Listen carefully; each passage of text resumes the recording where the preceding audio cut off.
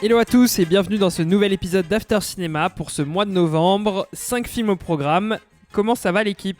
Hello Walid, ça va très bien, merci. Hello, ça va ? Ça va super. Ça va tous les mois en fait dans votre vie. Ouais. Vous avez pas de problème vous hein ? Je pense que c'est pas le bon moment pour en parler. Je pense qu'on peut lancer un nouveau podcast. Ça s'appellerait Afterlife. On raconte ce qui va pas dans notre vie.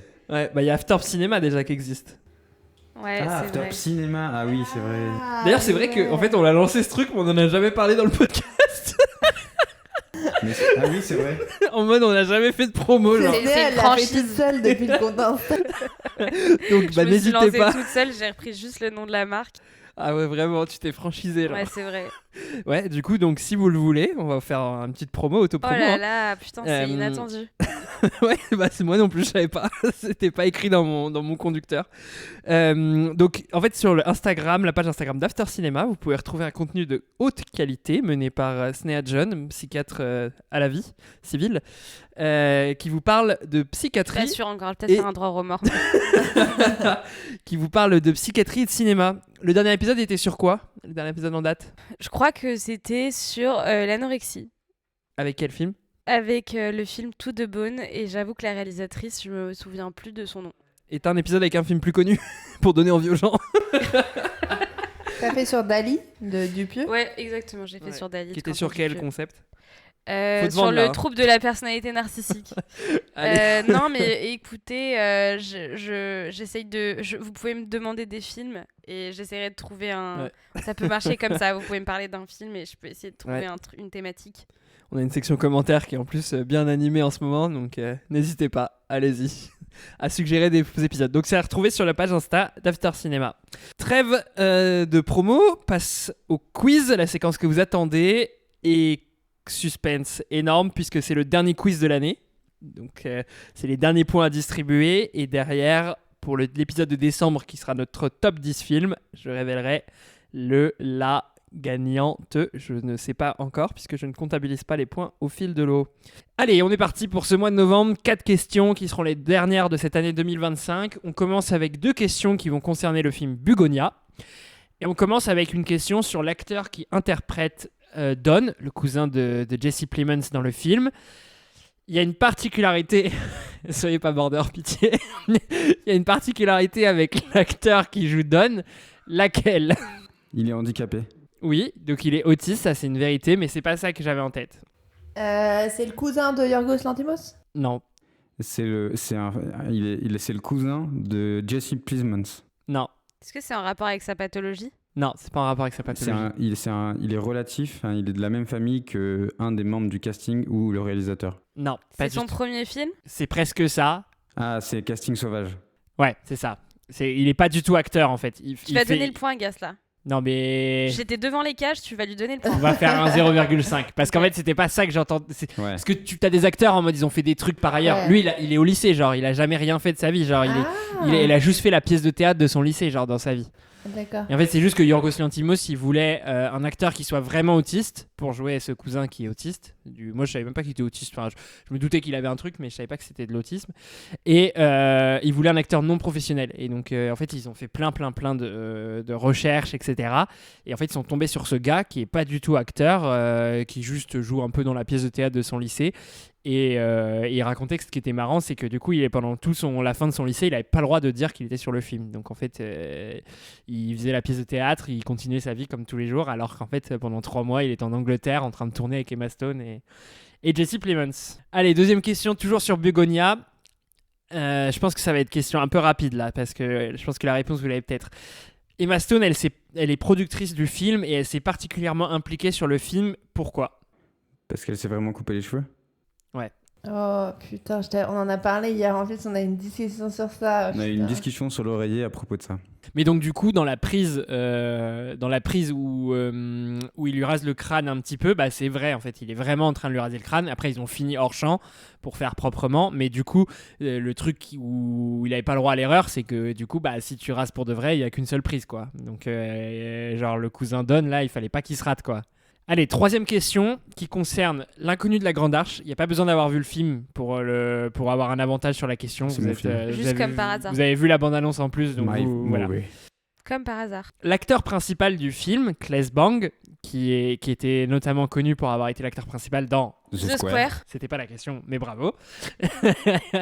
A fait une préparation vraiment particulière pour le film et a notamment dû faire quelque chose. Quoi? Il a été stagiaire dans un cabinet d'architecte? Non. Il a appris le français. Ouais, bravo. Putain, il est en feu là. Putain. Ouais.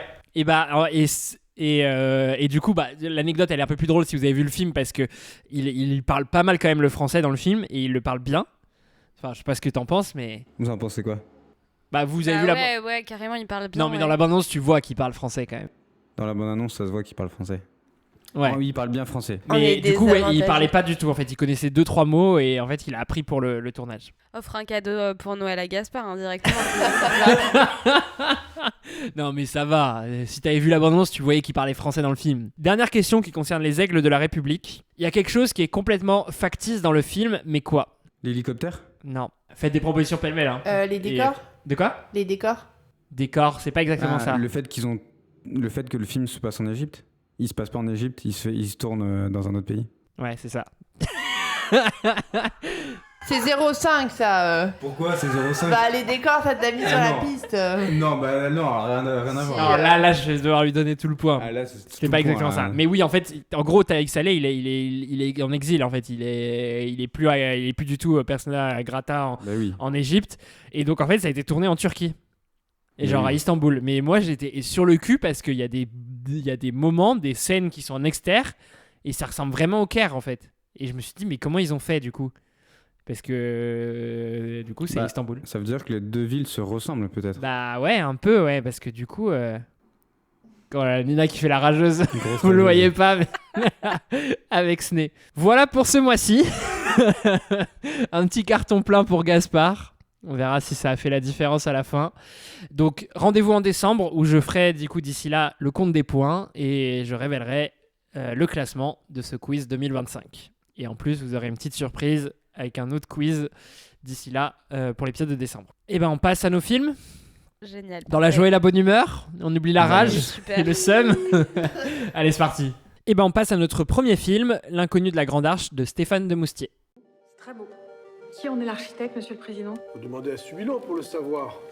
Monsieur, vous avez remporté le concours de la défense. Qu'avez-vous construit dans votre carrière? Ma maison et 4 églises. Le président veut que nous inaugurions en même temps que le bicentenaire, ce qui nous force à aller vite. 1982. François Mitterrand lance un concours d'architecture anonyme sans précédent pour la construction d'un édifice emblématique dans l'axe du Louvre et de l'Arc de Triomphe. À la surprise générale, c'est Johan Otto von Spreckelsen, un architecte danois de 53 ans qui l'emporte. Donc c'est moi qui vais parler de ce film. C'est un film que j'ai vu avec mon frère Balthazar qui fait des études d'architecture. Donc c'était vraiment marrant et cocasse de voir ce film avec lui. Et j'ai bien aimé le film de par le fait de l'histoire qu'il raconte.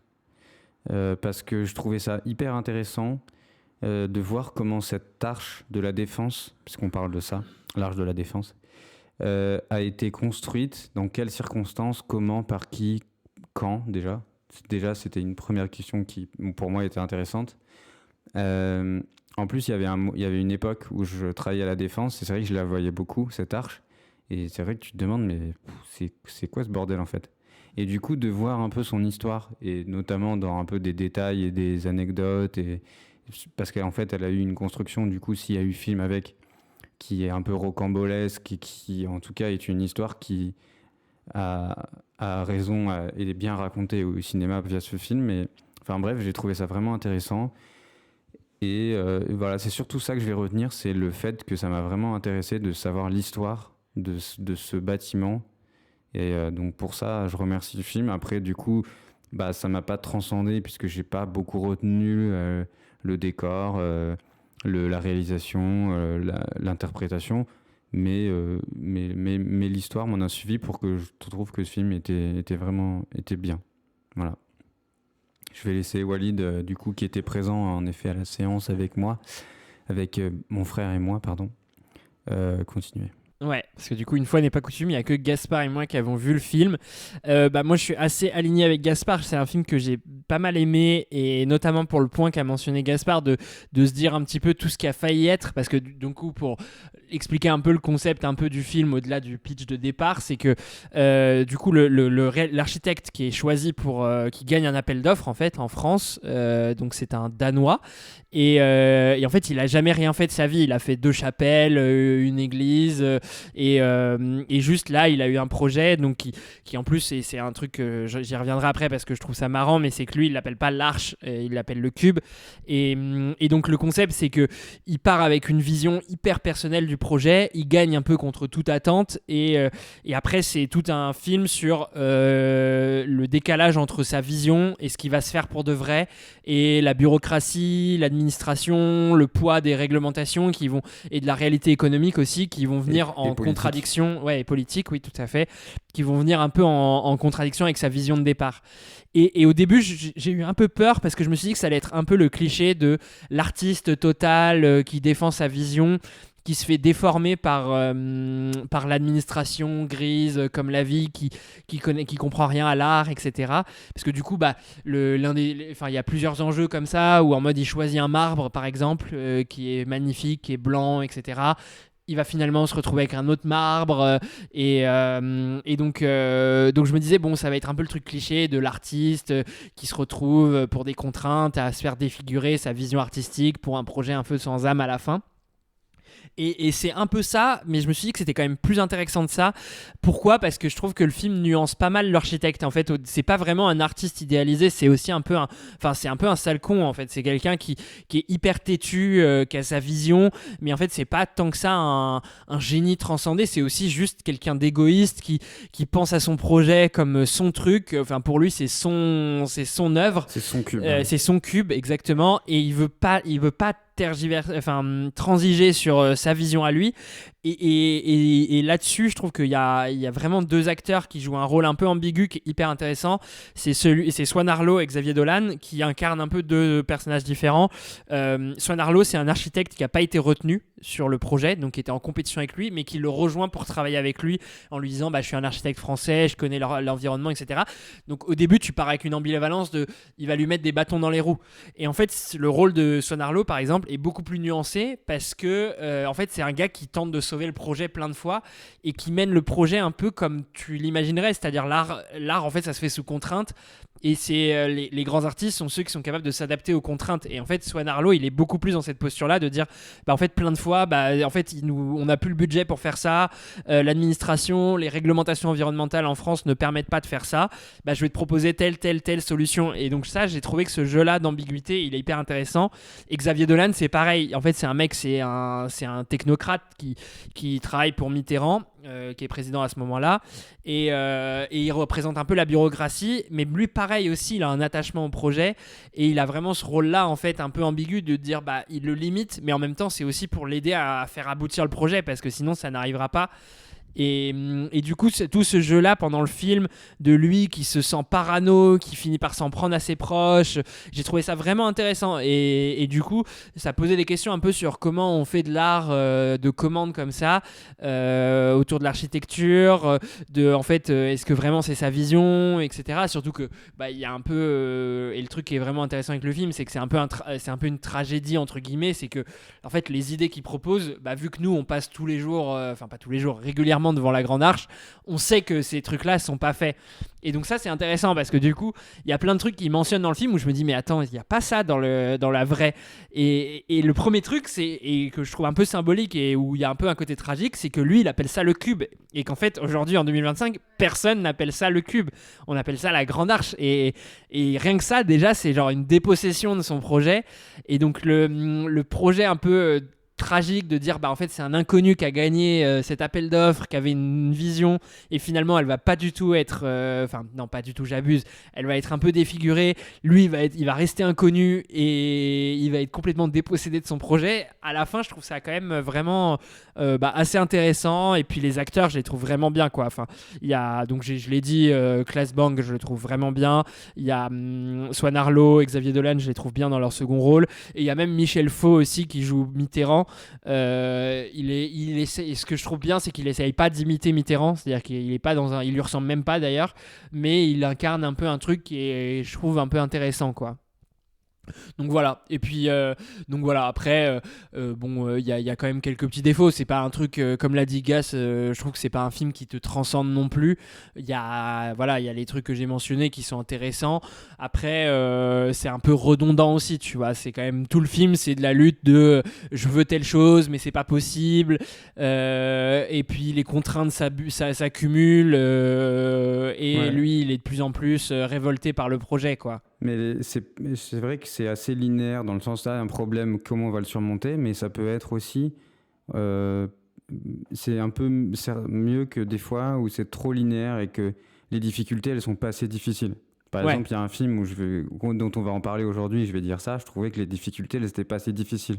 Alors que là, dans ce film-là, tu vois que les difficultés, elles sont insurmontables en fait. Presque techniquement, elles ne sont pas surmontables. Ouais, c'est ça. Ouais, je suis assez d'accord. Et en fait, c'est du coup, dans ces moments-là, c'est un peu dommage parce que tu le vois qu'il se braque complètement et qu'il n'est pas prêt à accepter de s'adapter, d'être créatif en fait dans une situation de contrainte. Il s'auto-sabote en fait. Ouais, il s'auto-sabote et il se sabote, ça, c'est... Ouais, il sabote, ouais. Moi, j'ai une question à vous poser. Ce film, il s'inscrit sur quelle temporalité ? Ça va jusqu'au moment où l'arche est construite ou non ? Ouais. Donc depuis le concours, donc la scène d'intro, c'est le concours qui est gagné.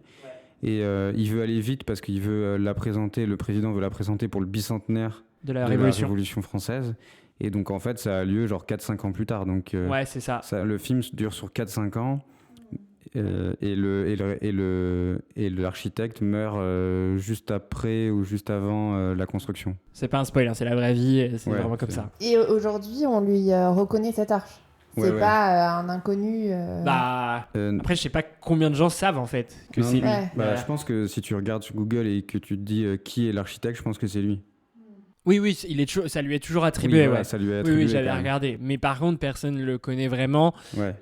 En fait, c'est aussi ça aussi qui est intéressant, c'est que les projets après, tu les associes beaucoup plus aux politiques qui les ont initiés, quoi. Tu vois, même parce qu'en fait, ce qui est aussi marrant, c'est que, c'est un peu un film qui fait des clins d'œil parce qu'en gros, pendant au début de son projet, il y a aussi la pyramide du Louvre qui est en train d'être faite. Ouais, par un autre architecte très connu. Par un autre architecte qui lui est plus connu, ouais, et qui est resté un peu. Mais même ça, tu l'associes à Mitterrand, tu vois, la pyramide du Louvre un peu. Et du coup, c'est vrai que il y a une opposition entre lui qui se dit on m'a commandé un projet qui est mon projet, ma vision, truc hyper personnel. En plus, c'est vraiment un gars, tu le sens un peu frustré parce qu'il a jamais trop pu faire des grands projets. C'est le projet de plus grande envergure de sa vie. Et il n'y arrive pas, tu vois. Et en plus, c'est genre, ce qui est intéressant, c'est qu'il a un peu un mépris pour le personnage de Swan Arlo, qui est vraiment un peu le mec plus terre à terre, qui essaie de trouver des solutions tout le temps. Parce que du coup, Swan Arlo, c'est un architecte qui lui a fait l'aéroport de Charles de Gaulle. Ouais. Et parce qu'il est jeune et brillant. Ouais. Mais genre, il est beaucoup plus terre à terre en fait. L'autre, c'est vraiment un artiste un peu transcendé. Mais ce que j'aimais bien, c'est qu'ils n'ont pas idéalisé la figure de l'artiste génie, quoi. Justement, ils en montrent vraiment les limites, quoi. Ouais, c'est intéressant ce que vous dites parce que je trouvais que justement à la bande-annonce, ça donnait le sentiment que ça allait être ça. Ça allait être lui qui se fait complètement déposséder injustement un peu, je trouvais. Ouais. Il y a une part d'injustice, mais en même temps, je trouve que c'est quand même nuancé, quoi. Il y a aussi lui qui est qui est hyper têtu, qui est pas capable, qui est souple comme une crampe. Enfin, voilà, tu vois. Je trouve que ça en fait partie et qu'il y a de la nuance par rapport à ça, quoi. Et je voulais dire un dernier truc, mais j'ai oublié. Ah oui, si.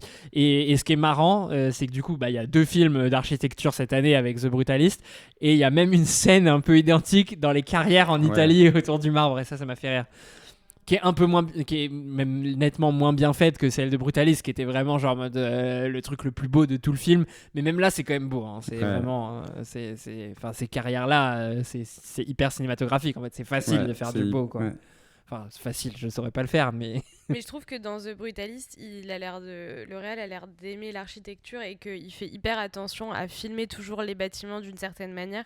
Là, vous trouvez qu'il reste accroché à l'histoire ou qu'il y a quand même cet intérêt pour l'architecture aussi de la mettre en avant dans le film? Il y a quand même beaucoup moins de réalisation. Enfin, je pense que la comparaison, il faut qu'elle s'arrête à... Elle est au thème. Au thème et à la scène. Parce que sinon... niveau réalisation, il y a pas grand-chose. Ouais. Okay. Il y a pas une patte architecture. C'est plus l'histoire qu'il a trouvé. Ouais, et puis en plus, je pense que ce qui l'intéresse plus, le réalisateur, c'est vraiment la confrontation entre une administration, une bureaucratie et un artiste. Parce que je trouve qu'il n'y a pas trop d'exaltation de l'architecture. pendant le chantier, c'est hyper boueux. Enfin, c'est pas du tout un truc de beauté. Genre, tu vois, quand ils sont sur le chantier, il y a quelques scènes sur le chantier, c'est de la boue. Tu vois les préfabriqués et tu vois un petit peu le squelette de la Grande Arche, mais il n'y a pas du tout cette exaltation-là, quoi, je trouve. Là où dans Brutalist, il y en avait plus, je pense. En tout cas, je trouve que c'est quand même un film qu'on recommande plutôt, en vrai. Ouais. Bon, en tout cas, en conclusion, donc on vous le recommande plutôt. Je sais pas s'il est encore en salle à ce stade, mais si c'est le cas, ou le rattraper sur... Dans le top 10 de Télérama, quand même. Ouais, ça, c'était ma surprise un peu, mais je l'aurais pas mis dans un top 10 film, mais... Enfin, peut-être, je sais pas, on verra en décembre. Mais voilà.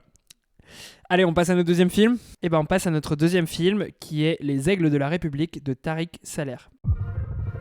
مدام سوزان استاذ جورج فهمي هاي انت طالعه ممثله زي بابا قصدي ده مش بابا احنا بس اصحاب وندرفul عندنا عرض من تحت عايزينك تعمل دور نمبر 1. L'acteur le plus adulé d'Égypte, Georges El Nabawi, tombe du jour au lendemain de disgrâce auprès des autorités. Sur le point de tout perdre, il est contraint d'accepter le rôle du président Al-Sisi dans un biopic à sa gloire. Alors, c'est moi qui veux vous parler du film. Alors, j'ai plutôt aimé. Je pense que j'étais un tout petit peu déçue peut-être sur le rythme du film parce que ça m'a paru un petit peu long en salle. Mais j'ai trouvé ça quand même assez divertissant. En fait, je pense que j'aime bien l'intrication que fait le réalisateur entre le cinéma et la politique. Et j'ai l'impression que j'en ai vu un seul film de lui qui s'appelle, je crois, La conspiration du Caire, et qui avait fait à peu près la même chose, mais avec la religion et le pouvoir. Et donc c'était, enfin voilà, là j'ai trouvé que le fait de prendre le cinéma c'était assez intéressant parce que du coup il y avait toute une partie technique aussi sur comment faire un film et comment faire un film de propagande et quels sont le cahier de charge en fait et donc toute cette partie là je l'ai trouvée vraiment intéressante. Après sur l'intrigue politique en soi et un peu le pseudo thriller qu'il y a du film, je pense que c'est assez attendu et que du coup c'est peut-être tout l'effet de surprise et peut-être amoindri par le fait qu'on sait que ça va mal tourner. Voilà, et que en plus c'est quand même, je trouve que dans La conspiration du Caire il y avait aussi exactement le même retournement de situation, ce qui fait que peut-être à ce moment-là moi j'étais moins dans la peur et l'émotion que j'aurais pu l'être pour un retournement de situation moins attendu. Voilà. Après, j'ai trouvé les acteurs très bien. Je pense que j'imaginais Lina Koudry dans un rôle un peu plus important et que j'ai pas forcément compris l'intérêt de son personnage dans le film, si ce n'est pour faire peut-être du personnage principal un personnage un peu gris. Mais voilà, c'est ça, je pense que ce qui me reste du film, c'est pas un film qui m'a marqué non plus, mais je l'ai trouvé vraiment bien. C'est marrant parce que moi j'ai trouvé que je m'y attendais pas du tout à ce qui se passait, notamment lors du défilé. Tout ce qui se passe après dans le film, après le défilé, je m'y attendais pas du tout. Et du coup, à chaque truc, j'étais en mode... Enfin, le défilé, la scène, elle est lunaire, enfin, je comprends rien à ce qui se passe et tout, c'est trop bizarre. Et passer ça, où je me dis, putain, c'est chelou quand même ce truc. Après, j'étais en mode, putain, c'est quand même pas mal le film parce que moi, je commençais à me faire chier, tu vois. Donc, j'étais en mode, bon, ça va aller où? Tiens, on va où là? Et en fait, le fait que ça un peu switch comme ça, j'ai bien aimé et surtout ce que je vais retenir de ce film c'est ce switch à un moment et aussi l'acteur qui joue celui qui le surveille pendant le film. Cet acteur, je sais pas pourquoi j'ai adoré son regard, j'ai adoré son truc, bon, même s'il joue un méchant, hein, mais je trouvais qu'il avait quelque chose de magnétique et il m'a beaucoup marqué. Mais à part ça, j'ai pas retenu grand chose du film. J'ai bien aimé comme tu dis, le truc avec le cinéma, le rapport au cinéma et à la politique, ça c'était cool. Et moi, je suis assez alignée avec vous. J'ai beaucoup aimé le sujet que ça traitait. avec le fait de contraindre quelqu'un. Moi, en plus, je trouve qu'on en a beaucoup parlé, notamment des films de propagande, nous, même à l'école, ou même moi, quand je faisais un peu des études sur le ciné pendant la Seconde Guerre mondiale. Et donc, je trouvais ça hyper intéressant de voir comment tu pouvais contraindre quelqu'un à faire un film, de voir un peu tout le tournage et tout. Je trouvais que ça allait bien creuser cette thématique. Je trouvais que c'était bien exploité. Moi, j'ai bien aimé que ça soit un personnage un peu contradictoire, qui soit à la fois qu'il ait des convictions très louables et qu'en même temps, tu vois qu'il délaisse complètement son fils, qu'il se comporte mal avec les femmes. Je trouvais ça intéressant de ne pas en faire un peu un martyr, mais que ça soit un personnage plus complexe que ça. Après, je m'attendais... en fait, moi, j'avais vraiment, la conspiration du Caire, j'avais adoré. C'était vraiment... Je trouvais que c'était hyper bien travaillé, que la tension, elle montait hyper bien. Là, je trouvais ça un peu moins... je sais pas, je trouvais ça un peu moins organique, un peu moins fluide. Et je suis d'accord qu'il y avait un peu des moments où je trouvais que... je m'ennuyais un peu, ou je trouve... voilà. Et surtout, je trouvais qu'il y avait certains moments dans le scénario, et on en a un peu parlé avec Gas quand on est sorti, où je ne comprenais pas. Il y a eu des trucs dans le scénario où je comprenais pas, j'ai toujours pas compris, peut-être qu'on pourra en parler ensuite, mais par exemple, il y a eu quelques personnes qui se sont fait tuer ou choses comme ça, où je comprenais pas pourquoi.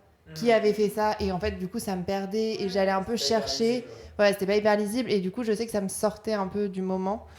Donc voilà, globalement, j'ai bien aimé, mais il y a certains trucs qui font que j'ai trouvé ça quand même un peu inégal par rapport à la conspiration du Caire, où je sais que j'étais vraiment dithyrambique.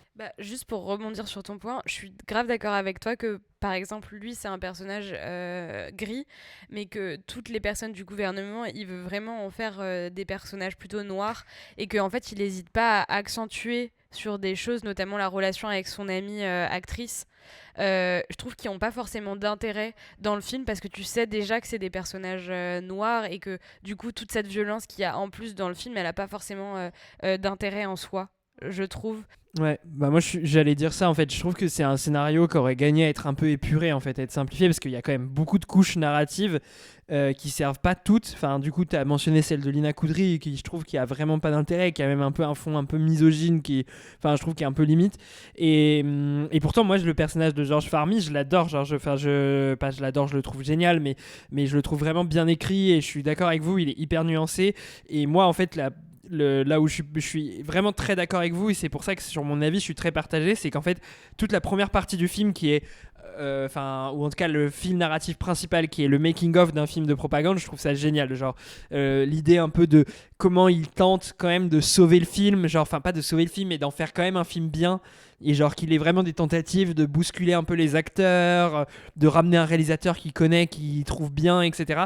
Et de comment ce mec qui est un artiste, qui est quand même la star un peu apparemment la plus édulée d'Égypte, on nous le présente comme ça, qui essaye un peu quand même de se dire, bon, je suis dans un film qui est très mauvais, qui est de propagande, qui a une politique très bête et méchante, mais je vais quand même tenter d'arrondir un peu les angles, de voir un peu les espaces de liberté pour créer un peu un truc, pour même si on lui dit ça tu peux pas te maquiller, tu peux pas le nuancer le personnage, des choses comme ça, et donc toute cette partie là, moi je la trouve vraiment hyper intéressante. Mais après la deuxième partie un peu complot politique, même si je la trouve un peu plus rythmée, moi je la trouve plus classique en fait. Je me dis ça revient un peu sur un truc de il y a un complot, il y a un camp, lui c'était un peu un pion au milieu, et en plus le truc c'est que en plus le film, qui dans une première partie est vraiment hyper centré sur lui, dans la deuxième partie ça devient un spectateur, parce que du coup c'est un complot politique qui le déplace complètement, et du coup je trouve que le film en plus lâche un peu son concept de départ, qui était de se dire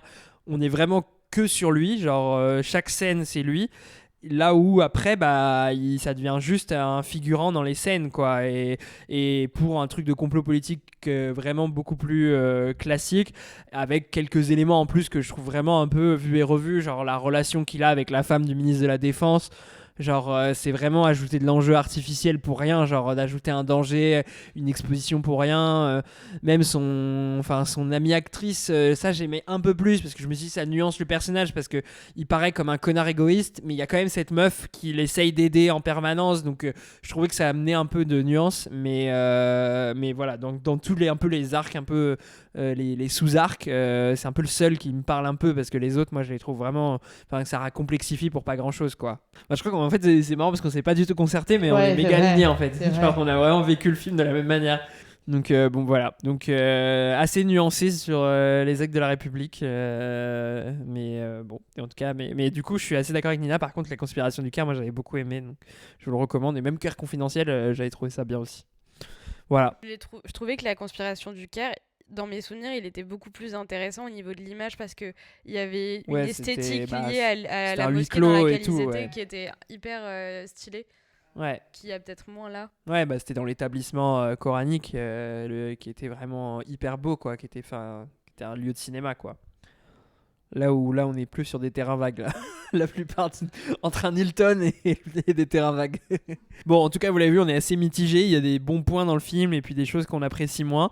Et en attendant, on passe à notre 3e film sur 5. Et on enchaîne sur l'une des grosses attentes de l'année après La Nuit du 12. C'est Dossier 137 de Dominique Moll. Nous sommes enquêteurs à l'IGPN, la police des polices. Nous enquêtons sur les fautes que peuvent commettre certains policiers. C'est une infirmière de l'hôpital qui m'a dit de venir ici pour porter plainte pour mon fils Guillaume. C'est à la manifestation de samedi. Un policier qui lui a tiré dessus avec un flashball. Les flics là qui ont fait ça, vous les avez retrouvés? Putain, mais il a rien fait. Ces fils de pute, ils l'ont défoncé alors qu'il a rien fait. Mais tu baisses d'un ton là. Un jeune homme est blessé par un tir de flashball lors d'une manifestation liée au mouvement des Gilets jaunes. Stéphanie, enquêtrice à l'inspection générale de la police nationale, est chargée d'en déterminer les responsabilités. Du coup, donc j'ai vu ce film avec mon amie Nina et mon autre amie Léa qui écoute beaucoup le podcast et le père de Nina. Mais je dis ça a son importance parce que tout le monde a beaucoup aimé le film en sortant. Donc c'est pour dire que j'ai l'impression qu'en tout cas, dans mon cercle restreint, c'est un film qui a fait plutôt l'unanimité. Je tiens à le préciser parce que je vais pas faire beaucoup de critiques sur ce film parce que moi j'ai vraiment beaucoup aimé. J'avoue que Dominique Moll, La Nuit du 12, c'est un des films qui m'a le plus marqué. Je pense même dans ma vie, c'est un film que j'ai beaucoup aimé et du coup j'avais beaucoup d'attentes sur le film et donc je savais que j'allais peut-être être déçue et en fait je l'ai pas été.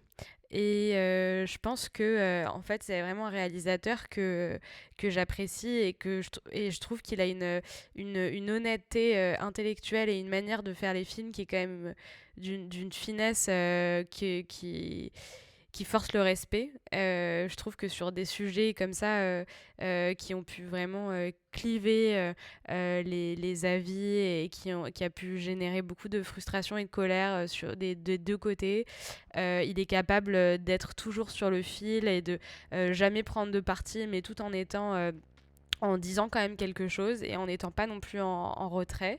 Donc voilà, je trouve que Léa Drucker elle est vraiment exceptionnelle dans le film.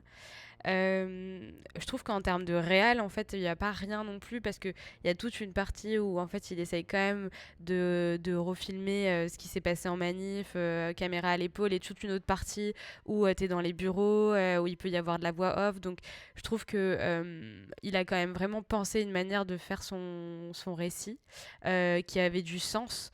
Parce que tu te retrouves un peu à la fois dans le truc des gilets jaunes et en même temps sur une enquête de police après dans les bureaux. Et le dernier truc que je trouve trop bien, c'est que j'adore le mec avec qui il bosse pour faire la BO, Olivier Marguerite, qui avait fait une BO trop bien pour La Nuit du 12 que j'écoute encore aujourd'hui. Et là, je pense que les sons m'ont moins marqué que La Nuit du 12, mais je l'ai quand même vraiment trouvé bien et j'ai trouvé qu'elle accompagnait vraiment bien le film.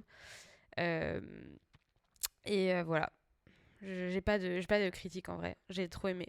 Moi je peux prendre la partie sur les critiques. Déjà j'ai trouvé qu'il y avait aucune réalisation aussi j'ai trouvé que c'était trop linéaire, qu'il y avait pas assez de difficultés dans l'enquête et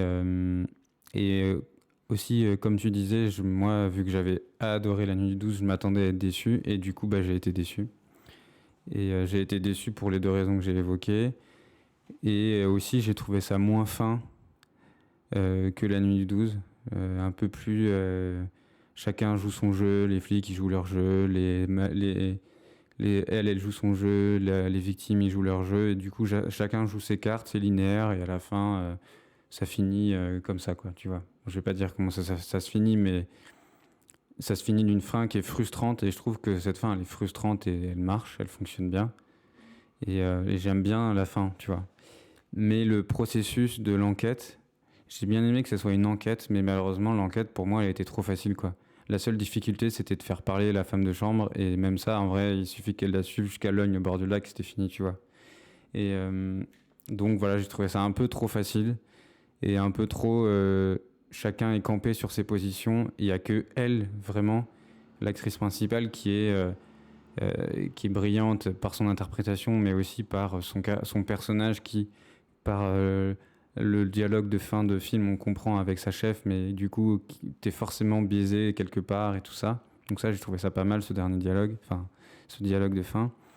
Mais que, à part ce personnage qui incarne, qui est très incarné plutôt, le reste, ça m'a pas vraiment convaincu et je reste un peu sur ma faim. Moi, je pense que je suis plutôt d'accord avec Snéha. Enfin, moi, j'ai plutôt aimé le film. Et en plus, je pense que j'avais aussi des réserves, pas exactement les mêmes que vous. Pas forcément par rapport à mes attentes concernant par rapport à La Nuit du 12. Mais j'avais peur de 2 choses. C'est que moi, je sais que j'ai un peu du mal des fois avec les films qui reviennent sur des événements passé un peu marquant. J'avais un peu peur, j'ai toujours peur un peu des reconstitutions de la réalité. Enfin, je me disais, genre, de voir les manifs de Gilets jaunes en figurant et tout, ça me fait toujours un peu peur que ça soit un peu cheap. Et pour le coup, j'ai pas du tout, ça m'a pas du tout dérangé. Et j'ai trouvé que moi, pour le coup, j'étais pas vraiment d'accord avec toi, Gaz, sur ça. C'est que j'ai trouvé que l'enquête... moi je m'attendais, comme ça se veut plutôt réaliste, je m'attendais pas qu'il y ait de difficultés ou d'obstacles particuliers. J'ai trouvé qu'elle était plutôt bien documentée et vraiment je trouvais ça vraiment intéressant, tout ce qui refaisait le parcours, leur parcours avec les vidéos surveillance, on voyait un peu toutes les procédures administratives et tout, et ça je trouvais ça plutôt bien incarné, alors que ça aurait pu être chiant, et je trouvais ça quand même plutôt bien incarné, documenté. Je trouvais qu'on y croyait pas mal sur les procédures. Et j'ai trouvé ça vachement intéressant, le point aussi d'adopter le point de vue de je sais pas si on dit une inspectrice, je sais pas ce que c'est son elle est enquêtrice. Son enquêtrice de l'IGPN, et notamment avec son passé, parce que j'ai l'impression qu'avant elle était au STUP. Oui. Et donc voilà, ça je trouvais que c'était un point de vue hyper intéressant sur un peu ce conflit qu'elle a interne. Après, si je devais émettre juste une critique, moi j'ai un peu de mal, je vois ce que ça vient servir, mais j'ai un peu de mal avec les scènes un peu fonction. J'ai trouvé notamment avec son ex-mari ou avec son fils, son ex-mari, à chaque fois elle va le croiser à un endroit pour pouvoir un peu incarner ce conflit flic, VS et GPN, et en fait c'est pas inintéressant les débats qu'ils ont, même son fils qui est en mode à l'école tout le monde déteste ses policiers, c'est pas inintéressant, mais je trouve que ça arrive toujours un peu pour entrecouper un peu l'enquête, un peu d'autres choses, et en même temps c'est un peu artificiel, et ça des fois ça me gênait un peu.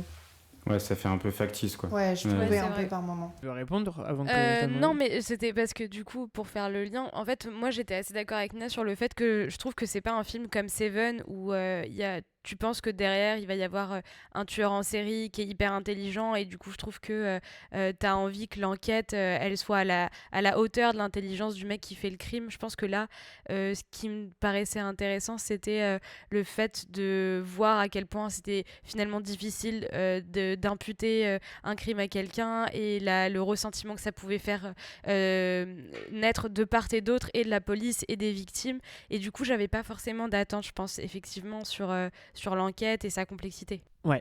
Moi j'ai beaucoup aimé le film, et en fait je trouve que le point qui est intéressant, je trouve que dans sa démarche, après c'est mon interprétation, mais ce que je trouve intéressant, c'est que je pense que, et c'était un peu ma crainte du départ, c'était de me dire c'est un gars qui a cette ambition d'être neutre, qui va renvoyer dos à dos les policiers, les manifestants, en disant il y a des brebis galeuses des deux côtés et puis basta.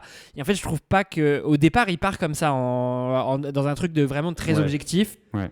Mais en fait, c'est une meilleure manière de derrière montrer son vrai point de vue, qui est il y a un problème systémique dans l'IGPN et dans le contrôle de la police. Et je trouve que de partir de cette position-là, et je pense que le résultat est réussi parce que en fait, c'est un film, je l'ai lu récemment, mais en fait, il a eu des bonnes critiques dans le Figaro comme dans l'Humanité. Donc en fait, des gens qui vont être plutôt du côté de l'ordre comme des gens qui vont être plutôt côté manifestant, les deux vont quand même aimer le film et pas se dire il rejoint mon camp de manière directe, de manière très directe. En fait, je trouve vraiment intéressant et du coup, je suis d'accord avec vous sur les scènes de avec son mari qui montre un peu ses contradictions, enfin son tiraillement. Mais aussi, je trouve que le truc qui est intéressant et que ça apporte au personnage, c'est une bonne idée, mais peut-être que dans la scène, dans la manière de le présenter, c'est pas intéressant. C'est de dire, en fait, c'est une meuf qui est pas passionnée de l'IGPN. Genre, c'est pas une meuf qui avait envie de régler des problèmes dans la police. C'est une meuf qui en fait était au stup, se plaisait au stup, mais pour des raisons familiales avait besoin d'un emploi du temps plus léger et donc est allée à l'IGPN. Moi, je trouve pas. Je trouve que pendant tout le récit, on a l'impression qu'elle est passionnée et il y a juste ce dialogue qui va nous faire croire le contraire. Mais moi, sinon, je la trouve passionnée. Je trouve qu'elle gueule sur sa mère quand même. Il y a la scène où elle gueule sur sa mère en mode non, mais pourquoi t'as le mauvais soupçon sur les policiers ? T'étais pas là. Il y a des manifestants qui font n'importe quoi, etc. Tu vois, elle s'emporte. Oui, mais il y a. Ouais. Mais sinon, moi, je la sens, je la trouve. Je trouve qu'elle est à sa place à l'IGPN. Je me dis pas, putain, elle a pas envie d'être là. Oui, non, mais en tout cas, je la sentais quand même, genre, c'est pas une bouffeuse de flic, genre, elle est pas en mode, il y a un problème dans la police, il faut que je les règle, etc. Tu vois, elle est en mode, les collègues, ils ont beaucoup de pression, c'est difficile. D'ailleurs, je trouve que vraiment, dans cette caractérisation, c'est bien, c'est que la première scène où on la présente, on voit un flic qui jette un pavé sur des manifestants. Et en fait, le coup de téléphone après, elle est en train de défendre le flic. En fait, elle dit mais non, mais il est sous dépression, le mec a pas été blessé, etc. Et donc ça te montre vraiment que la meuf, elle est quand même, c'est pas du tout une meuf pro-manifestant ou quoi. Genre, elle est même plutôt biaisée côté police. Et de se dire, en fait, même une meuf comme ça, en fait, elle va mener son enquête et à la fin, par elle-même, elle va arriver à la conclusion qu'il y a un problème. Et je trouve que moi, la réplique que j'aime le plus, c'est la mère du manifestant qui lui dit « Mais vous avez bien fait votre travail, vous l'avez très bien fait, mais à quoi il sert votre travail ?» Et genre ça, j'ai trouvé ça vraiment du génie parce qu'en fait, c'est vrai, en fait, elle a mené la procédure comme il fallait, tout comme il fallait, etc. Et pourtant, à la fin, les résultats, ils sont ceux de la réalité. Enfin, c'est un film qui est hyper réaliste. Vous regardez l'essentiel des affaires de l'IGPN qui sont traitées par l'IGPN. Je vous le dis, le film ne réinvente pas la roue. Hein. Il va avoir les mêmes issues que les affaires qu'on connaît dans l'IGPN, quoi. Ouais, mais je trouve quand même que je ferai une petite nuance par rapport à ça parce que c'est pas un fait. Je trouve que c'est un vrai fait qui pourrait arriver dans un procès normal, ce qui s'est passé. Genre que tu puisses pas. Ouais, et c'est ça que je trouve intéressant. Alors, j'y connais rien aux enquêtes de l'IGPN, mais j'ai l'impression que un peu le cliché qu'on s'y fait, c'est que du coup, ça va nulle part parce que c'est hyper difficile à prouver et tout. Alors que là, je trouve, c'est un truc légal encore plus et qui dépasse encore le cadre de l'IGPN et qui est un truc en mode, il y a le droit, tu peux pas, du coup, si t'es pas sûr que ce soit cette personne qui l'a fait, tu peux pas condamner tous ceux qui étaient pas loin dans le coin, tu vois. Mais après, là où je suis hyper d'accord avec toi. Un peu ça, mais en fait, je trouve que, et là, ça va rejoindre un peu le truc aussi avec son ex-mari, c'est qu'il y a des scènes un peu fonction, je suis d'accord. C'est que le dernier dialogue qu'elle a avec sa supérieure, en fait, il explique un peu la thèse du film. C'est qu'en fait, elle dit d'habitude, j'aurais fait l'enquête beaucoup moins bien que ça. Je l'aurais bouclé beaucoup plus tôt. Et en fait, les policiers s'en seraient tirés hyper facilement. J'aurais pas creusé comme j'ai creusé, etc. Mené une enquête beaucoup plus poussée. Et je trouve intéressant que la conclusion, elle te montre que même dans une enquête hyper poussée, à la fin, il restera un vice, quelque chose qui va pas fonctionner, quoi. Et donc ça, j'ai trouvé ça vraiment intéressant le gars qui part, en fait, je pense que c'est quelqu'un qui est quand même très sensible au sujet des violences policières, Dominique Moll, je le sens comme ça. Mais il n'en a pas fait un film thèse où je commence dès le point de départ en vous montrant les violences policières.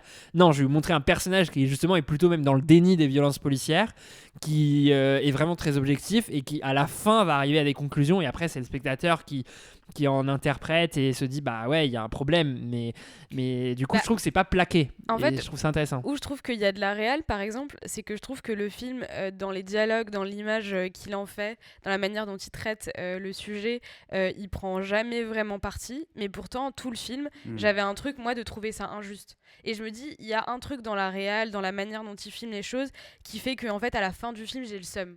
J'ai le seum que l'enquête elle ait pas été bouclée, tu vois. Et je me dis genre en fait il a quand même t'as fait le truc parce que finalement personne lui en veut, genre journaux de droite ou de gauche, tout le monde est d'accord pour dire que c'est un bon film et en fait à la fin t'en ressors quand même avec t'as les boules quoi. Ouais. Et c'est quand même bien fait. Ça. Non mais je suis d'accord. Je pense que c'est juste que quand on parle de réalisation, parce que moi je suis assez d'accord qu'il y a un peu moins de réalisation que par exemple dans La Nuit du 12, c'est qu'il y a quand même beaucoup de choses qui sont dites et pas montrées, tu vois. Je trouve qu'il n'est pas beaucoup dans le figuratif de se dire je vais faire de la mise en scène pour montrer telle idée. C'est plutôt, ça va beaucoup passer par le dialogue, par des scènes un peu, même limite presque un peu fonction parfois. Tu vois. Mais c'est aussi pour garder cette neutralité qu'il n'y a peut-être pas d'effet de réalisation, mais par contre que la réalisation elle est très neutre. Et qu'elle illustre bien la neutralité que veut garder le film. Après, il y a quand même 2-3 beaux plans, hein, je trouve quand même. Tu vois, il y a un plan moi que j'ai en tête dans la manif, qui est dans la manif où il filme les têtes et genre il y a de la lacrymo, il y a des lumières rouges, enfin des fumigènes. Oui, c'est une des premières scènes où ils refont un peu, c'est le moment où la mère décrit pendant la première dépôt de plainte où elle décrit et il y a ce truc un peu onirique où on les voit les quatre dans la manif. Ouais. C'est ça. Et sans spoiler, mais la superposition des deux dernières scènes qui sont autour du manifestant, je les trouve bien. Enfin, je trouve que c'est une bonne idée à la fin d'avoir repris la scène avec Zai, mais qui a un tout autre... je suis d'accord. Qui a un tout autre effet sur toi, tu vois. Qui du coup apparaît comme le dernier moment d'insouciance, quoi. Alors que la première fois qu'elle passe, tu la passes comme ça, et là cette fois elle a beaucoup plus d'effet. Et moi c'est vrai que j'ai été un peu pris au trip sur la scène d'avant aussi où le mec témoigne. Parce qu'en fait je trouvais que c'était des témoignages qu'on a vus 15 000 fois en fait. Et donc de revoir ça, ça a vibré quand même, je trouve. D'autres choses sur le dossier 137 ? Bon, on est quand même, on était un petit peu partagé, mais plutôt positif pour une majorité de l'équipe, donc on vous le recommande. Je pense que c'est un film dont on entendra parler au César cette année un peu automatiquement. Et on passe du coup à notre 4e film. Et pour notre 4e film, on revient sur celui qui fait une compétition avec Quentin Dupieux de qui fera le plus de films en le moins de temps possible. C'est Bugonia de Yorgos Lanthimos. Greetings. Welcome to the headquarters of the human resistance. Where's my hair? Your hair has been destroyed to prevent you from contacting your ship. What ship? Your mothership? 2 jeunes hommes obsédés par les théories du complot enlèvent la PDG d'une grande compagnie, convaincus qu'elle est en réalité une extraterrestre, dont la mission est de détruire la planète Terre. Alors, c'est moi qui ouvre le bal sur Bugonia. Donc sur les films précédents de Yorgos Lanthimos, pour voir un peu d'où je parle, c'est quand même des films que j'adore beaucoup. J'avais mis en top 2, je crois, Pauvre créature l'année dernière. J'avais moins été convaincu par Kinds of Kindness. Donc c'est un peu pour ça aussi que j'avais un peu peur de Bugonia, parce que en fait Bugonia, je le voyais un peu comme un prolongement de l'histoire numéro 2 dans Kinds of Kindness, où il y avait le Jesse Plemons qui pensait qu'Emma Stone, qui était revenue et qui était disparue, qui n'était pas sa femme, qui avait un peu un truc complot comme ça. Et là je me disais, ce film-là, on est un peu sur un prolongement de Jesse Plemons qui pense qu'Emma Stone n'est pas ce qu'elle est. Donc j'avais un peu de crainte, et en plus je m'attendais un peu à un film aussi un peu programmatique sur le complotisme, parce que du coup, donc faut le dire, les personnages de Jesse Plemons et de son cousin Don, ils incarnent un peu la figure des deux complotistes qui sont vraiment nourris de théories du complot, et donc celle-là c'est c'est un peu inspiré des reptiliens, genre c'est les grands patrons, les grands riches de ce monde sont des extraterrestres qui complotent contre nous. Donc au début je me disais ça va être un film un peu de complot, sur le complotisme un peu classique, qui va un peu nous dire aussi les riches détruisent la planète alors que c'est des êtres humains, donc en fait la seule explication rationnelle ce serait que ce soit des extraterrestres, et donc de dénoncer un peu que les riches sont méchants, etc. Et finalement j'ai trouvé que le film c'était pas du tout ça. Enfin, il y a un peu, ça parle un peu de complotisme, mais finalement déjà je trouve que le film est beaucoup plus rythmé, avec plein de surprises, de choses un peu inattendues par rapport à ce qu'on aurait pu croire sur ce film-là. Il a des partis pris un peu audacieux que j'apprécie. Bon, le premier truc qu'il faut dire, c'est que la réalisation, je la trouve vraiment magnifique. Enfin, après, par contre, c'est vraiment la zone de confort. Genre, c'est vraiment la patte de Yorgos Lanthimos. Genre, je trouve que ces films, ils se ressemblent les uns et les autres, mais je trouve ça vraiment très beau, par contre. La lumière, l'image, etc., je trouve ça vraiment très beau. Là où, pourtant, on est dans un cadre un peu sale, un peu poisseux pendant tout le film, mais ça reste quand même esthétiquement vraiment hyper abouti et hyper bien réalisé. Bon, les acteurs, je les trouve vraiment géniaux et en plus, j'aime vraiment les personnages qu'il a mis en place, que ce soit Emma Stone qui joue une milliardaire de la tech, qui est un peu un mélange de Elon Musk, de Elizabeth Holmes, qui est vraiment un peu cette milliardaire qui a des casserole au cul par rapport à son travail, son industrie, mais qui est hyper méprisante, etc. Jesse Plemons, qui est genre ce complotiste, genre vraiment qui est malade, quoi, qui a vraiment une maladie, mais qui en même temps est aussi un peu l'un des personnages qui a le plus d'humanité, parce que c'est ça aussi un truc que j'avais peur autour du film, c'est un peu de mépris de classe, quoi. C'était parce qu'on nous montre vraiment deux rednecks, genre du fin fond des États-Unis, qui sont nourris dans leur théorie du complot, qui vivent dans la saleté, qui sont pas beaux, qui sont laids physiquement, etc. J'avais peur qu'ils soient un peu en mépris, tu vois, là où la personnage d'Emma Stone est vraiment montrée comme hyper classe, etc. Et je trouve qu'il a quand même évité le truc parce qu'il humanise un peu les deux. Genre Don, c'est l'un des seuls personnages qui a de l'empathie dans les trois, donc le cousin, et Jesse Plemons, même lui aussi, il a quand même des motivations avec qui à la base, par exemple. De quoi ? Avec les abeilles, par exemple. Ouais, avec les abeilles, même ses aspects familiaux, etc. Il y a quand même des motivations qui l'humanisent. Même l'une des seules scènes où tu le vois au travail, il se soucie de ses collègues, etc. Et pourtant, donc du coup, donc l'écueil mépris de classe, il est évité. Mais il évite aussi l'autre écueil qui aurait été d'être angélique, en fait, de genre se dire c'est des saints qui sont en train de faire, qui sont perdus mais qui sont quand même très gentils dans le fond. Non, le personnage de Jesse Plemons, c'est quand même très malade, il fait des choses qui sont très graves, et donc j'ai trouvé que cette nuance là autour du film, elle est vraiment bien. Et après, après tout ce qui fonctionne bien pour moi, et je vais arrêter là et je vais après ouvrir la discussion et qu'on échange, mais je trouve que c'est vraiment la dynamique du mystère autour du fait de la théorie du complot qui au départ nous paraît farfelu, et le truc qui a résonné un peu en moi, c'est qu'il y a des moments où ça instillait du doute en moi, en fait. Je commençais à me dire, mais est-ce que ces deux-là, qui pourtant me sont présentés comme vraiment deux personnes très malades, très complotistes, etc., est-ce qu'ils ont raison dans le fond ? Et voilà, et donc j'ai trouvé ça vraiment bien rythmé, parce que les retournements d'un côté, de l'autre, ou des moments où tu te dis non mais en fait c'est sûr qu'ils ont tort, et c'est juste, je suis taré d'avoir pensé à un seul instant qu'ils avaient raison, genre c'est juste deux mecs malades, et des moments où ça rebascule et on se dit mais putain, est-ce qu'ils auraient raison, et etc. Ça, je trouve que c'est bien mené, tu vois. C'est quoi les éléments qui te faisaient dire qu'ils avaient peut-être raison ? Bah, il y avait des trucs genre les réactions du personnage d'Emma Stone à des moments, c'était pas les réactions de quelqu'un qui est pris en otage, kidnappé, tu vois. Elle avait un truc de confrontation avec eux qui me faisait dire mais elle est pas humaine, c'est pas possible, genre en mode et bon, après il y a un dernier basculement qui fait du coup, qui vous dit la chose. Ça, c'est aussi un point que je trouve très positif, c'est que ça finit pas sur un cliffhanger, on sait c'est la vérité à la fin, je vous spoil pas sur la vérité, peut-être qu'on fera une partie spoiler, mais en tout cas le film prend un avis tranché, et après le dernier point que je voulais dire, c'est que les derniers plans du film, je les trouve incroyables, genre c'est des plans fixes, genre c'est des tableaux en fait pour moi, genre c'est vraiment genre, et pourtant au bout d'un moment je me suis dit putain, est-ce que ça va être long, parce qu'en fait il en fait beaucoup, il fait beaucoup de tableaux comme ça, des plans fixes à la suite, mais chacun je les trouve vraiment hyper créatifs. En fait ça part d'un concept qu'on a vu beaucoup de fois au cinéma, qui a été beaucoup représenté, et là je l'avais jamais vu représenté comme ça, et les images genre je les trouvais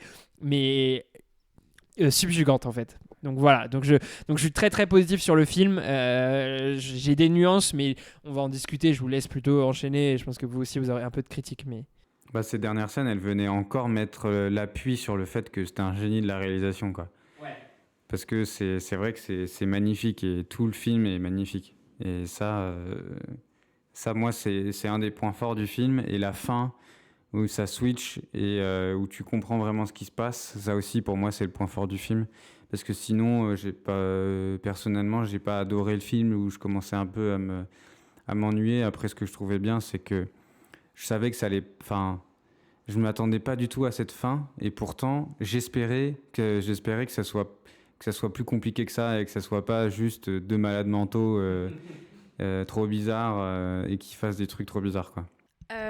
Moi, je vais pas ajouter beaucoup plus de choses que vous. Je trouve que c'est un film de très bonne facture pour tous les points que vous avez cités. Après, je sais pas trop pourquoi et j'étais en train de réfléchir à essayer de l'argumenter, mais je pense que Yorgos Lanthimos, c'est pas quelqu'un qui me touche. Et je pense que les films qu'il fait depuis le début, il y a quelque chose que je trouve finalement assez froid et assez... Il est méga misanthrope, je trouve. Oui, et en fait, je trouve que je dois le sentir d'une manière ou d'une autre parce que le film me touche pas en fait. Et je trouve qu'il parle d'un sujet de société qui est très concret et qui arrive en ce moment. Et pourtant, je n'arrive rien à prendre du film qui vienne toucher à ma réflexion personnelle sur ce qui se passe dans l'actualité. Il y a un truc où je vais voir un film très divertissant, très beau, où j'ai l'impression que c'est du génie. Mais en fait, après, c'est une parenthèse qui se referme et qui m'apporte rien à moi dans la vie. Et c'est, je sais pas comment dire, mais pour tous les films, ça me fait ça et je sais pas très bien pourquoi. Mais en même temps, j'ai pas grand chose à lui reprocher au film. Moi, je vais être un tout petit peu... En fait, moi, je suis hyper alignée avec vous. Déjà, je voulais rebondir sur ce que tu disais, Walid, au tout début, qui n'a rien à voir, mais c'est vrai que je me suis dit, c'est fou qu'il fasse autant de films, alors qu'à l'inverse de Dupieux, il a quand même j'ai l'impression que ça a l'air d'être des films qui prennent du temps, en fait. Ouais. C'est ça que je trouvais un peu impressionnant. Et pourtant, celui-là, c'est son tournage le plus rapide. C'est son plus gros budget depuis le début, mais c'est son tournage le plus rapide. Ah ouais, Bigonia, ouais. C'est, tu sais à peu près... Je vais retrouver. Ça, c'est plus gros budget que Pauvre créature, ça. Ouais. Ah, c'est ouf. Ouais, j'aurais pas du tout pensé. Parce que ça reste beaucoup dans la maison, quand même. Oui. Et puis dans la ville, il y a un quartier. Je pense que Emma Stone a demandé des cachets de plus en plus élevés. Je vais vous dire ça. Ça lui prend toute son année, Emma Stone, de tourner avec Yorgos Lanthimos. C'est 3 films. Ensuite, je voulais dire que je trouve qu'il y a une super... je suis hyper alignée avec vous sur la réalisation. Je trouve ça hyper beau. Moi, l'esthétique des films de Yorgos Lanthimos, elle me plaît énormément. Vraiment, je suis hyper... autant, je pense que je suis pas quelqu'un d'assez sensible à la réalisation généralement. Et autant dans ses films à lui, ça me touche beaucoup. Et souvent, même si je peux passer à côté du scénario, et ça fait que j'aime quand même ces films. Après, il y a 2 choses. Pour moi, ce film, il est quand même très gore et violent. Et c'est quelque chose... moi, après, c'est ma sensibilité, mais ça me sort trop de l'histoire. C'est trop violent, ça me heurte.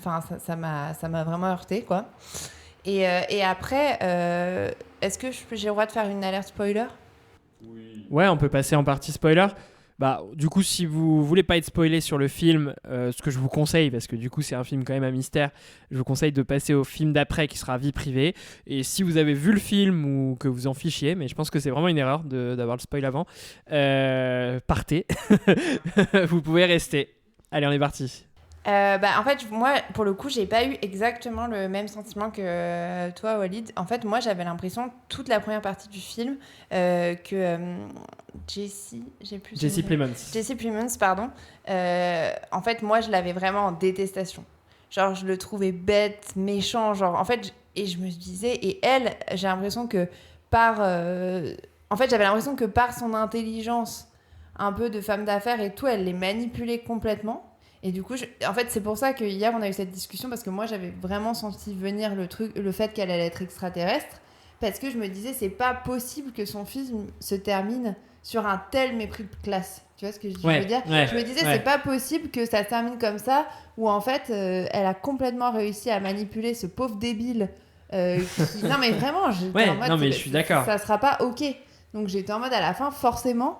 il va faire en sorte qu'il a raison pour le racheter.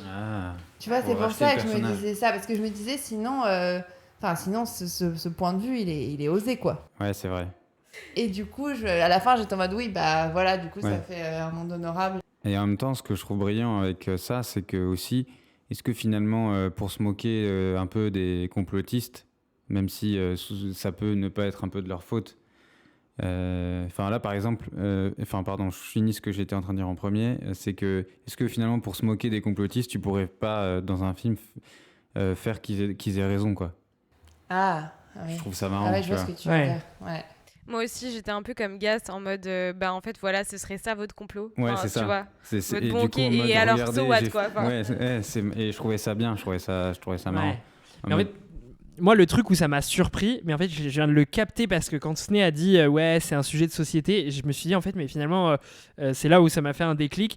C'est qu'en fait, quand les gens parlaient du film Bugonia, ils l'associaient beaucoup à Eddington, à Une bataille après l'autre, en disant ouais, c'est un film sur l'Amérique, etc. Et moi, je suis pas forcément d'accord. En fait, je m'attendais à ça. Je me disais bah voilà, on va me parler de l'Amérique, d'une frange de l'Amérique, de complotistes versus des milliardaires de la tech, etc.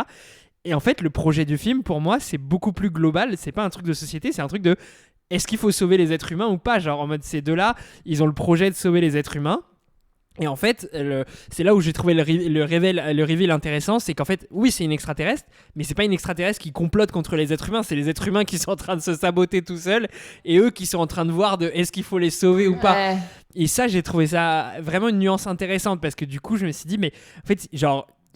c'est là où je trouve qu'il est vraiment misanthrope, c'est qu'il nous met le nez dans le caca. C'est genre au début il nous dit ah mais c'est bizarre, il y a des milliardaires méchants qui tuent la planète alors que c'est des êtres humains, bon bah ça doit être des extraterrestres. Finalement il nous dit c'est des extraterrestres mais en fait ils sont là pour vous sauver, c'est vous les êtres humains tout seuls qui vous auto-sabotez, qui vous auto-détruisez, et est-ce qu'en fait est-ce que vous méritez d'être sauvés? Et d'ailleurs la conclusion du film c'est non, en fait c'est genre juste en mode et c'est là ouais, pour sauver la Terre il faut vous éteindre, et genre et en fait le truc c'est là où j'ai adoré les derniers plans, c'est de voir les autres animaux qui sont encore là et qui sont en train de vivre leur meilleure vie, genre le chien qui bouffe dans le sandwich, les abeilles qui recommencent à vivre, etc. Ben, je me suis dit putain c'est vraiment une idée géniale, genre de se dire en fait pendant tout le truc tu te dis non mais c'est un truc sur la société, les gens qui s'isolent dans le complotisme, après tu te dis bon bah en fait c'est des extraterrestres, et en fait tu te dis juste non c'était un film sur le fait qu'on est vraiment pas sauvable, genre. Ouais, c'est vrai. Et ça, j'ai trouvé ça vraiment pas mal et audacieux, quoi. Mais c'est vrai que du coup, c'est pas sur le registre émotionnel, parce qu'en fait, il a vraiment un mépris pour les êtres humains, parce qu'à la fin, il nous dit en fait, le mieux, c'est qu'on crève tous, hein. Toujours très cynique, et je trouve du coup, moi, ça me laisse en retrait, en fait. Ouais. Bah, c'est clair que si tu l'attends sur le registre émotionnel, tu peux pas. Il va pas te livrer de l'empathie, une émotion. À la fin, quand les êtres humains ils cannent, t'es pas en empathie pour eux, quoi. Alors qu'ils te montrent enfants, bébés, vieux, jeunes, tous allongés par terre, là, mais t'as aucune empathie, quoi. Non, mais c'est intéressant ce que vous dites, ça me donne une autre lecture. Que oui, effectivement, à la fin, du coup, il dit que c'est même pas ça le sujet, en fait. Ouais. Et ça, c'est intéressant, je suis d'accord avec vous. C'est bien. Ça me fait un peu plus aimer le film. Mais après, je suis d'accord que sur le gore, c'est quand même intense. Genre, la scène d'électrocution. Mais après, c'est aussi lui qui réalise hyper bien, parce qu'en fait, le fait de zoomer sur la radio et d'entendre que les cris d'Emma Stone, ça rajoute à l'effet, en fait. Oui. Genre, c'est vraiment du génie, mais moi, ça m'a tourmenté, quoi. Mais j'ai une question, parce que tout à l'heure, on en parlait avec une fille, avec Nina, et elle disait « J'ai trouvé que ce film était grave drôle ». Et je voulais savoir si vous trouvez qu'il y avait... Bah, moi je trouve qu'on a rigolé quand même, hein. Moi j'ai ri en tout cas à des moments, et je vous entendais rire aussi quand même, non ? Ouais, moi je trouvais quelques moments drôles, après je sais pas ce que je retiendrai du film. Et je sais pas si c'est volontaire d'ailleurs. C'est plus, je trouve qu'il y a des moments où il y a un peu de décalage en fait, genre juste les personnages sont complètement hors sol ou des choses comme ça, et du coup ça crée un peu un petit décalage. Ce qui est drôle, c'est avec le flic là qui est là, qui vient en train de se racheter pour, on sait pas trop ce qu'il a fait. Ouais, ça c'est drôle, c'est vrai. C'est un truc très bordel. Le mec arrête pas d'insister là. Et le gars il est en mode, il s'en bat les couilles, il est en mode, y a pas de problème, t'inquiète, c'est du passé. Ouais. Ça, c'est drôle un peu ça. Ouais, et j'aime bien qu'ils nous disent jamais ce qu'il a fait. Ouais, c'est vrai que c'est bien ça. Qui cultive le truc là, en mode, quand même le mec revient, il s'excuse, à la fin il verbalise genre en mode c'était mal ce que je t'ai fait et tout. Mais en fait, tu sais pas si c'est une énorme dinguerie ou si c'est vraiment un truc de merde. Ouais. Genre, c'est ça qui est bien, parce que du coup le personnage est tellement bousillé, trauma, etc. Tu t'imagines en mode qu'il lui a fait une dinguerie de malade, quoi. Bon, en tout cas, on a quand même plutôt aimé Bugonia, mais bon, par contre, âme sensible s'abstenir, parce que c'est quand même, c'est assez visuel et gore, quoi. Allez, on passe à notre dernier film. Et ben, pour notre dernier film, on revient en France, mais pas tout à fait, avec Vie privée de Rebecca Zlotowski. Bon, c'est à propos de ma patiente. C'est la 3e séance que vous avez ratée sans prévenir, Paula. Au bout de 3 séances, je suis quand même en mesure de m'inquiéter. Je pense qu'il était assassiné. Lilian Steiner est une psychiatre reconnue. Quand elle apprend la mort de l'une de ses patientes, elle se persuade qu'il s'agit d'un meurtre. Troublée, elle décide de mener son enquête. Alors c'est moi qui vais commencer la critique sur ce film. Je préviens, je donnerai la parole à Gaspard bientôt parce qu'en fait moi je vais très vite arriver à mon alert spoiler. Parce que pour moi, l'intérêt vraiment que j'ai trouvé dans le film repose dans le retournement de situation vraiment auquel tu ne t'attends pas. Mais globalement, ouais, en fait, pour moi, c'est vraiment dur d'en parler sans parler de ce retournement. Mais je peux seulement dire que c'est un film que j'ai beaucoup aimé. Je trouve que Jodie Foster, j'aime beaucoup ce personnage. Moi, je l'ai vu dans très peu de films et j'adore. Elle est à la fois, elle est touchante, mais en même temps, elle est extrêmement froide. Et elle a une sorte de froideur que j'aime beaucoup. Et il y a beaucoup de scènes hyper drôles et hyper touchantes dans ce film. Alors là, c'est complètement creux. Désolée de cette critique parce que je peux pas en dire plus. Alors, si on passe directement au spoiler. En fait, je trouve qu'au début, donc moi, c'est pour ça, à la base, j'avais envie d'aller voir ce film parce que je me suis dit, c'est un peu une sorte de Cluedo. Moi, j'adore, j'aime beaucoup les films comme ça. Il y avait, en plus, il y avait 2 films comme ça sur Netflix, un peu Cluedo avec. Knives Out. À couteau tiré. Oui, à couteau tiré, exactement. Pardon. Pardon, j'ai dit, je suis un Américain. Jodie Foster. Jodie Foster. Et j'aime bien les films comme ça, un peu meurtra ou un peu avec une. Who done it. Ouais, voilà, un peu avec une couleur et un réseau de personnes très proches les uns des autres. Voilà, j'aime bien. Et en vrai, moi, c'est je peux pas vraiment. blairer ces films-là. Moi, franchement, j'adore. Et en plus, qu'est-ce que je voulais dire ? Pardon, j'ai des bugs. Voilà, donc je m'attendais à un film un peu Cluedo. Je trouve que c'est vraiment ça que donnait... dans la bande-annonce, c'est vraiment ce qu'on a l'impression. On en parlait tout à l'heure. Vous aviez des suspicions sur la culpabilité de Mathieu Amalric juste en regardant la bande-annonce. Et c'était mon cas aussi. Et en fait, tout le début du film, je me dis... Oh là là, si on arrive à Mathieu Amalric, si c'est lui qui est responsable de sa femme... En fait, tout le monde pense que sa femme s'est suicidée, mais elle, la psychiatre, elle se dit, mais en fait, elle s'est peut-être pas suicidée, c'est peut-être son mari, c'est peut-être sa fille. Et là, en fait, je me dis, oh là là, c'est un peu grossier, genre elle arrive avec ses gros sabots, elle commence à mener son enquête avec son ex-mari et tout. Et je me dis, oh là là, si ça débouche sur... En fait, franchement, pendant 40 minutes, je me dis, où est-ce que ça va ? Et là, il y a un twist où, vraiment, c'est peut-être un peu plus tard, franchement, c'est à la fin du film, où tu comprends qu'en fait, elle s'est complètement inventé une vie. Mais non, mais c'est à la toute fin. C'est dans les 5 dernières minutes que tu comprends ça. Tu comprends qu'elle s'est complètement inventé une vie. Genre, il y avait plein de trucs où genre il y avait... Qui ça ? La psychiatre. Elle a mené son enquête en mode, elle s'est complètement inventé une vie. Genre, en fait, il y avait genre du sang sur son pare-brise.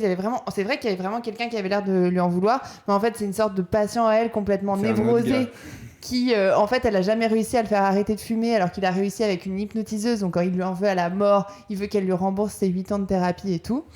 Et du coup, en fait, c'est lui qui lui fait que des coups bas et pas du tout la famille de sa patiente. À un moment, il y a un cambriolage, pareil, c'est pas la même histoire, c'est toujours le même gars qui la harcèle, en fait. Enfin, c'est hilarant.